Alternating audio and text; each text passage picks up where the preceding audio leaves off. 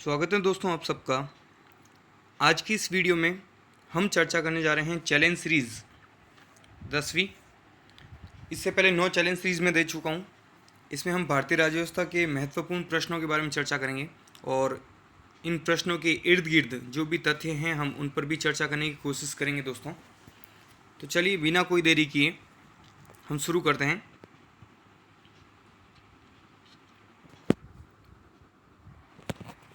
राज्यसभा के सदस्यों को कौन चुनता है, यानी राज्यसभा के सदस्यों के चुनाव में भाग कौन लेता है।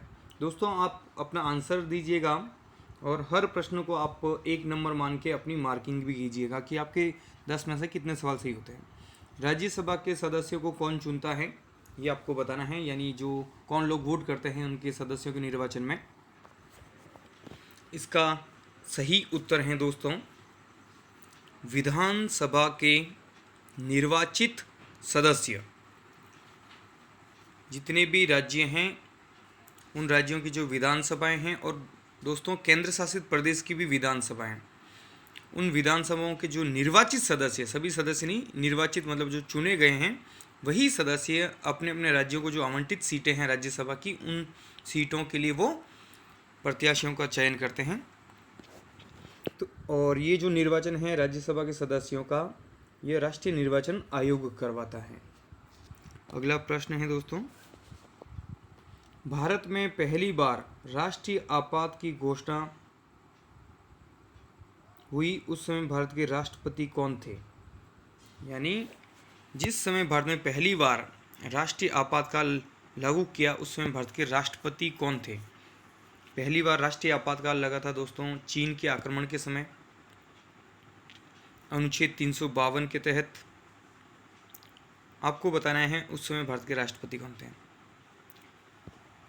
इसका सही उत्तर है दोस्तों डॉक्टर सर्वपल्ली राधाकृष्णन, जो भारत के प्रथम उपराष्ट्रपति थे और दूसरे राष्ट्रपति बने। 2 कार्यकाल डॉक्टर राजेंद्र प्रसाद ने पूरा किया था। उसके बाद में डॉक्टर राजेंद्र प्रसाद ने 2 कार्यकाल जब समाप्त की तो जब अगली बार जो 1962 में ही चुनाव हुआ था उसमें डॉक्टर सर्वपल्ली राधाकृष्णन राष्ट्रपति चुने गए थे। तो इन्हीं के समय में भारत में पहली बार अनुच्छेद 352 के तहत राष्ट्रीय आपातकाल लागू किया गया चीन आक्रमण के समय 26 अक्टूबर 1962 को। अगला प्रश्न है दोस्तों, भारतीय संविधान के किस अनुच्छेद में यह प्रावधान किया गया है कि 2 या 2 से अधिक राज्यों के लिए एक उच्च न्यायालय हो सकता है। यानी आपको अनुच्छेद बताना दोस्तों, यानी किस अनुच्छेद में यह उल्लेखित है या यह प्रावधान किया गया है कि 2 या 2 से अधिक राज्यों के लिए एक ही हाईकोर्ट हो सकता है। ये बात संविधान में लिखी गई है। कहाँ लिखी हुई है वह अनुच्छेद आपको बताना है। इस प्रश्न का सही उत्तर है दोस्तों अनुच्छेद 231 आर्टिकल 231। इसमें यह स्पष्ट शब्दों में उल्लेखित है कि 2 या 2 से अधिक राज्यों के लिए एक हाईकोर्ट हो सकता है, एक उच्च न्यायालय हो सकता है। और है कई राज्यों के लिए, जैसा आप देखिएगा पंजाब और हरियाणा है ना, इन दोनों राज्यों के लिए एक हैं। पूर्वोत्तर में अनेक राज्यों के लिए हैं। तो इस तरह से अनेक, आंध्र प्रदेश और तेलंगाना के लिए एक ही था, बाद में अलग अलग कर दिया गया। तो ऐसे बहुत सारे राज्य हैं जहाँ पे हैं और ये प्रावधान संविधान में भी हैं अनुच्छेद 231 में। अगला प्रश्न है दोस्तों, द्वितीय प्रशासनिक सुधार आयोग के अध्यक्ष कौन थे। राष्ट्रीय स्तर की बात कर रहा हूँ मैं। द्वितीय प्रशासनिक सुधार आयोग के अध्यक्ष कौन थे। द्वितीय प्रशासनिक सुधार आयोग के अध्यक्ष, इस आयोग का गठन दोस्तों अगस्त 2005 में किया गया था। प्रधानमंत्री ने इसका गठन किया था। आपको बताना है इसके अध्यक्ष कौन थे, इस प्रशासनिक सुधार आयोग के अध्यक्ष कौन थे। इसका सही उत्तर है दोस्तों श्रीमान वीरप्पा मोइली। श्रीमान वीरप्पा मोइली इसका सही उत्तर है। प्रशासन में सुधार हेतु ये अनुशंसाएं देते हैं। अगला प्रश्न है दोस्तों, न्यायमूर्ति पुंछी आयोग किससे संबंधित है, यानी एक पुंछी आयोग का गठन किया गया था, इसका संबंध किस विषय से है, यानी इसका गठन क्यों किया गया है, ये आपको बताना है। और इस प्रश्न का सही उत्तर आप दोस्तों कोशिश कीजिएगा कि मैं जो आंसर करूं उससे पहले आप आंसर करें और अपने प्रश्न को तुरंत चेक करें कि आपका जो उत्तर है वो सही है या गलत है। गलत है तो दोबारा गलती नहीं होनी चाहिए, ये भी ख्याल रखें दोस्तों। और इस चीज़ को थोड़ा सा सीरियस लीजिएगा कि आप आराम से सुनेंगे तो सुनी हुई चीज़ें आपके अच्छे से रहेगी और एग्ज़ाम में वो जो चीज़ें जो मिस्टेक होती है वो नहीं होगी। और भारतीय राज्य व्यवस्था से संबंधित बहुत ही महत्वपूर्ण जानकारियाँ साझा की जाती हैं इन चैलेंज सीरीज के जरिए। हाँ, तो पुंछी आयोग किससे संबंधित है? यह है दोस्तों केंद्र राज्य संबंध। किससे हैं? केंद्र राज्य संबंधों से संबंधित हैं ये। इससे पहले एक सरकारी आयोग भी आया था दोस्तों, केंद्र राज्य संबंध, है ना, 1983 में जिसका गठन किया गया था। तो ये मदन मोहन पुंछी के नेतृत्व में गठन किया गया था। गठन हुआ था दोस्तों अप्रैल 2007 में। पुंछी आयोग का गठन कब हुआ था? अप्रैल 2007, सॉरी बाय मिस्टेक, 2007 में इसका गठन हुआ था। और इसने जो रिपोर्ट दी थी दोस्तों वो दी थी 2010 में। भारत के तत्कालीन गृह मंत्री को इन्होंने रिपोर्ट दी थी। अगला प्रश्न है दोस्तों, जनजातियों को वन अधिकार दिलाने के लिए जनजातीय वन अधिकार अधिनियम किस वर्ष पारित किया गया? प्रश्न ये है कि जनजातीय वन अधिकार अधिनियम किस वर्ष पारित किया गया? जितनी भी जनजातियां हैं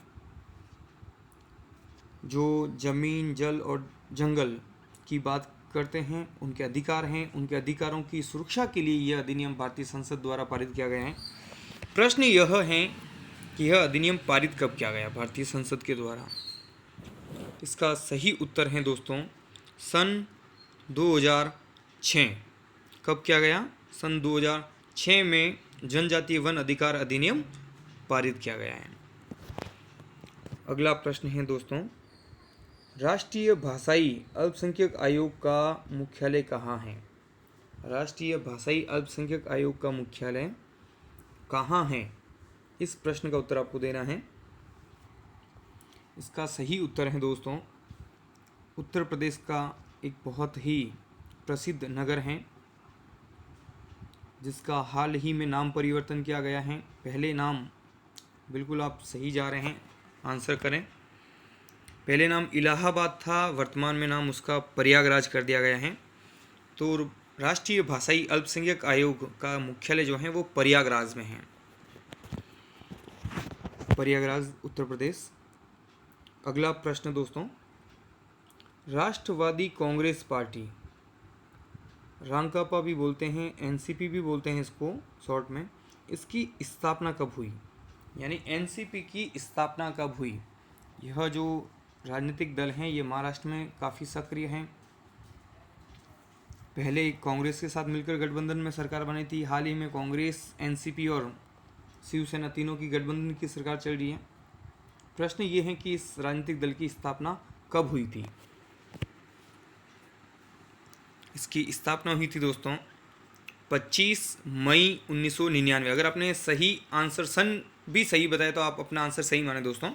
जैसे 1999 आपने दिया है आंसर तो सही है आपका। 25 मई 1999 शरद पवार, पीए संगमा और एक और थे तारिक अनवर, इन 3 लोगों ने मिलकर इस पार्टी का गठन किया था, एनसीपी का। और पीए संगमा दोस्तों, एक और फैक्ट बता दूं कि जो ये राष्ट्रपति चुनाव था उसमें पीए संगमा भी खड़े थे प्रणब मुखर्जी के सामने प्रतिद्वंदी के रूप में। और इस एनसीपी का जो चुनाव चिन्ह है दोस्तों, एक नीले रंग की रेखीय घड़ी, एक घड़ी है नीले रंग की, वो रेखीय घड़ी है जिसमें नीचे की तरफ 2 पाए और ऊपर एक अलार्म के बटन टाइप बना हुआ है। तो ये एनसीपी की जो स्थापना है वो 1999 में। ये इसका सही उत्तर है। अगला प्रश्न है दोस्तों, अंतःकरण की और धर्म को अबाध रूप से मानने, आचरण करने और प्रचार करने की स्वतंत्रता का उल्लेख किस अनुच्छेद में उल्लेखित है?